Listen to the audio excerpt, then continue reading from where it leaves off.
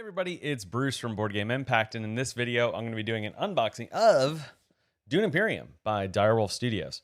And so, Dune Imperium, real quick, it was made by Direwolf, same team that put together Clank, the deck building game. Now, what Board Game Impact is, if you're new to the channel, is typically we do a bi-weekly podcast over on all the podcast platforms, links in the description below.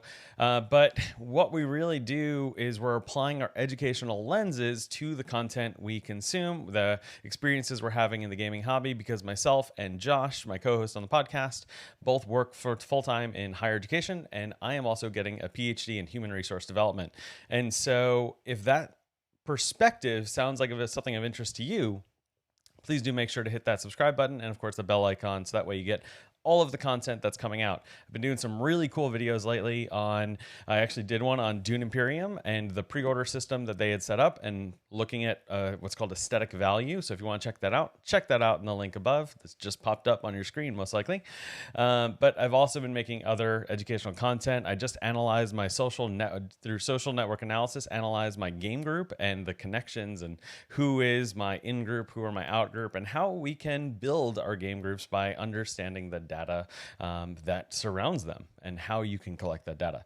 So one of my things as a PhD student, almost there y'all, working on it, is that it's important for any subject matter to disclose their what's called positionality. I know there's a lot of stress when it comes to reviews, when it comes to unboxings. Where did this content come from? What influences go for that person? So that's something we always work to acknowledge. And so for me, I purchased Dune Imperium. I bought this. I pre-ordered it so that way I could get the promo card, which you're going to see in the unboxing here in a second. But also my positionality is that I've read Dune. I read it in anticipation of the movie, which got delayed till now 2021. So I am pretty invested in Dune. But that being said, I also have played Clank. I've enjoyed that content. But I just think it's important for you to know that we purchased this game. We did not get sent this by the publisher or anything like that. So with that being said, let's turn it over to the unboxing. So let's dig into Dune Imperium. Again, this is designed by Direwolf Digital. The movie coming out is going to be by Legendary, and it's designed by Paul Dennen. Now, with that being said, I would normally never do an unboxing still having the plastic on here because it's honestly a waste of your time.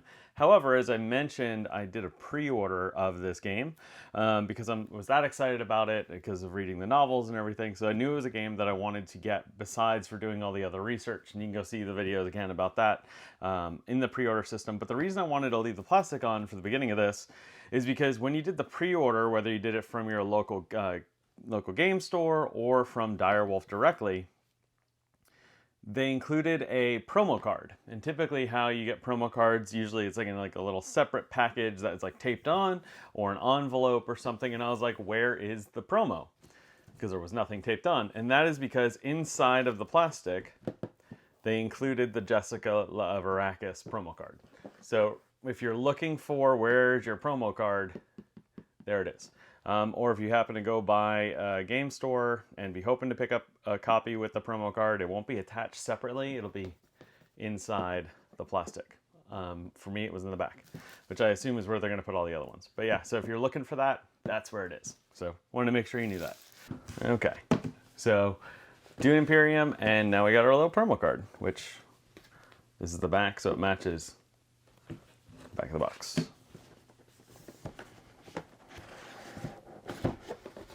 Okay, just standard inside box. This is pretty cool. This is really thematic. So it's got a little narrative about Dune and the history of things, so about the Chom corporate company, and I just love this image of the sandworm, who I assume that's a Fremen right there. Nice laid out rulebook. Got everything on display. The order of phases, almost like a war game, like a GMT war game, but not, like simplified. It's kind of cool, kind of blending of the components of like a traditional rulebook and then like a GMT. We got our different information about leaders, the factions, the round structure. So start of the round, player turns, combat, the makers do their stuff, you recall your people. Really cool. Player agent turns, how that works, the reveal turns. Because again, how this game works, if you remember from any of the content I've put out already, you can play the card. So I could play this card to take an action in the yellow, but I also get this bonus. Or I can save it in my hand to do a reveal. And with that, I would get the space, like the space kind of themed area in the bottom. That's for the reveal. Okay, and then other clarifications, end game state, and strategy tips. Well, I'll let you discover that on your own. Oh, I love when they do this. Instead of having to dig back through the rulebook, having all of the icon guides and additional terms on the back, so that way we can quick reference it. That's really nice. The solo and two-player games, I'm definitely going to be playing this soon. It's a two-sided sheet, okay, for that. The different board spaces and identifying those, this is kind of nice to be able to pass around. We'll see how it works. I mean, they're pretty simple, but see how it works since there's only the one and you can be playing this 4 players. But it's huge, so it's pretty easy to see. The markers for different things, that's cool.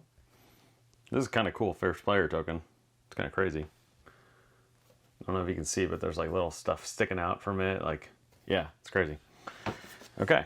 This is nice. Look at this. They have like foam in here to really protect this. Good job, Direwolf. Let's check out the board. Now, I've heard some complaints about the board of it just looking kind of generic.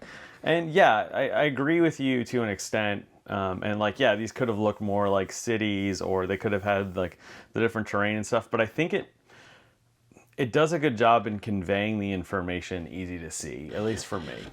Sorry, I noticed you can't see the top of that, so there's the top of the board.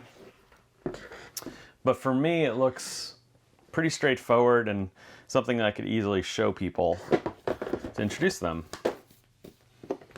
Okay, this blank sheet just to separate the components. That's why they have it, because this is just free in here.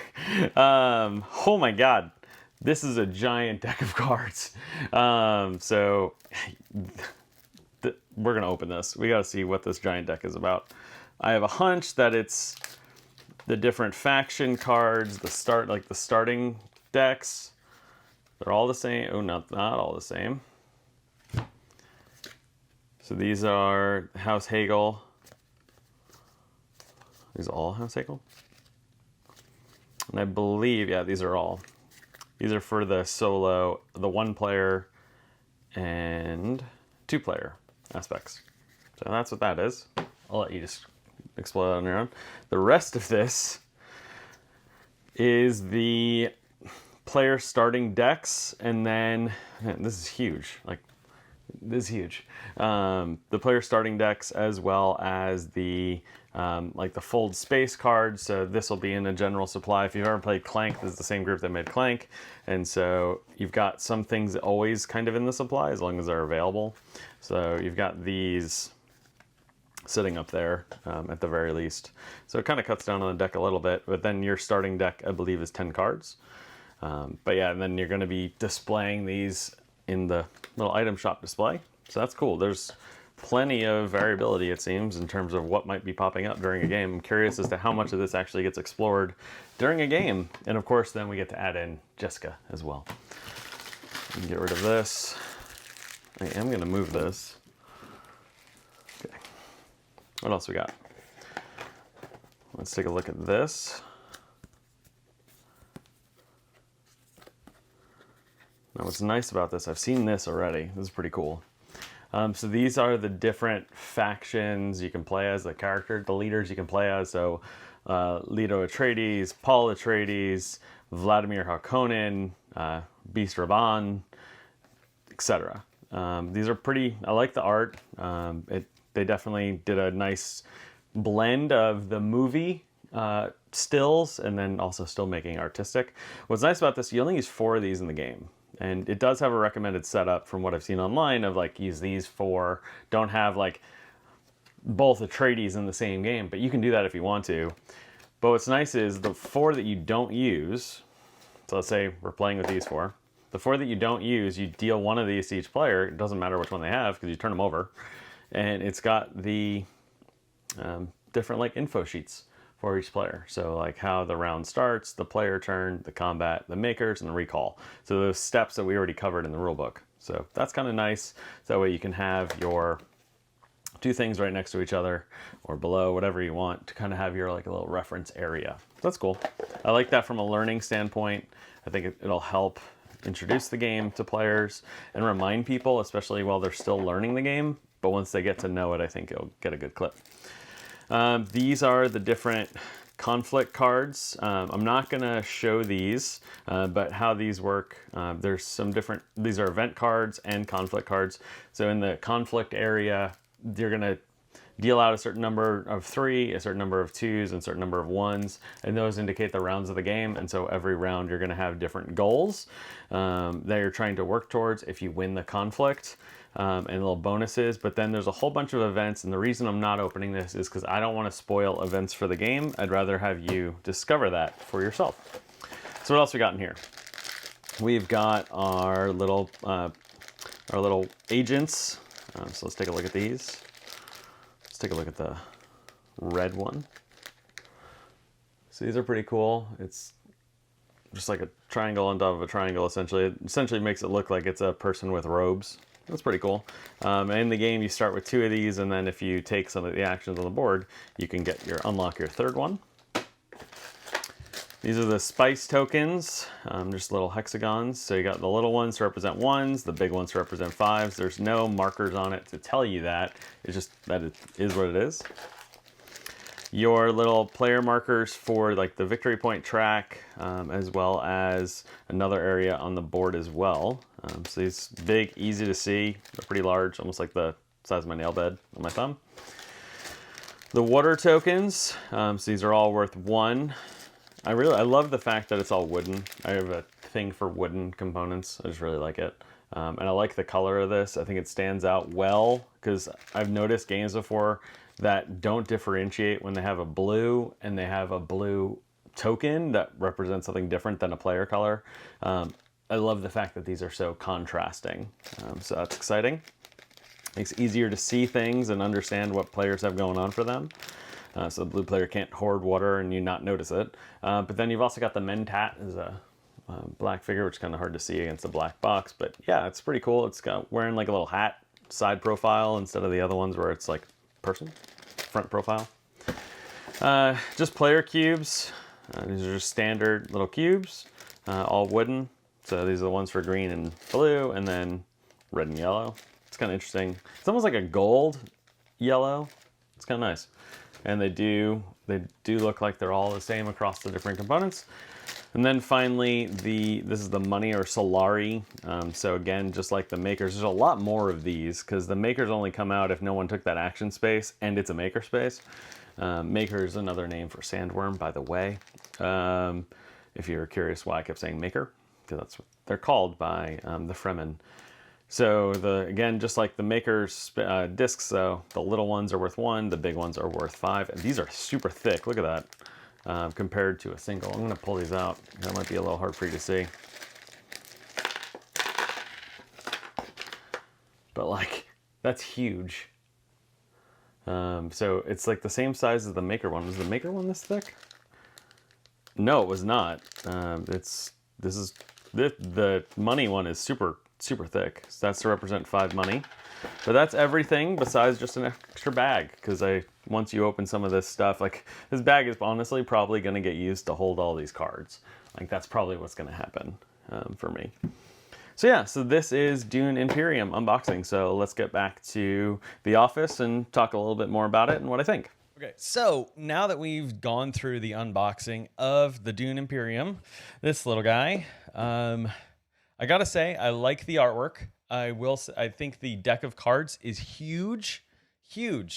Now, in the spring of 2021, Direwolf is coming out with a set of card sleeves that matches the back of all the cards. So like very thematic. I will be purchasing that because especially now, well, first of all, I wanted to because deck builders, I like to do that anyway. But honestly, seeing the size of the deck of cards, I worry about being able to shuffle them in an efficient manner. And so I think that having card sleeves for it would really help. Personally, for me, that's my cup of tea. Some other things, I like the wooden components. I like the color choices that they used for everything. I really love what they did of having the player aid on the back of the unused faction cards. I think that really helps, especially with new players and especially in your first couple of plays of it. I'm interested in digging into the 2-player and the solo play, as that the 2-player adds in a dummy player that just kind of moves on tracks, similar to Tapestry. And the 1-player adds in 2 different factions that are actually competing. So that should be interesting to check out. But I'm very much looking forward to playing this.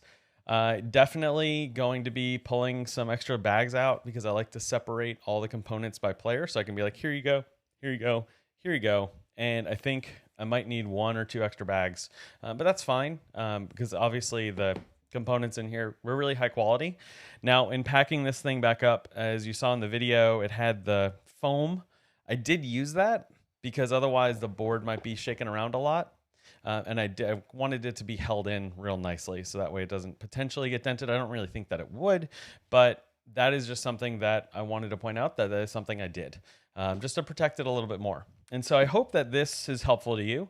I cannot wait to play this. I am so very excited to play this, and we're definitely going to be talking about it on an upcoming episode of the podcast. So please make sure to go on over to the website or your favorite podcast platform, search Board Game Impact, and you can follow us on all those things. So you can definitely hear when that comes out. We're going to be doing something very special on the next episode, and a special thing for the episode after that. That's going to be a live recording because it'll be our 50th episode of the podcast. So please make sure to subscribe to this channel while you're still here. And if you want to hear more behind the scenes content or reach out to me personally, please feel free to do so. And I'd be amiss if I didn't acknowledge our phenomenal Patreon backers for helping make all this content possible. So with that being said, every episode of the podcast, every video, we always end with the same thing, and that is that we encourage you to go make your positive impact on the world.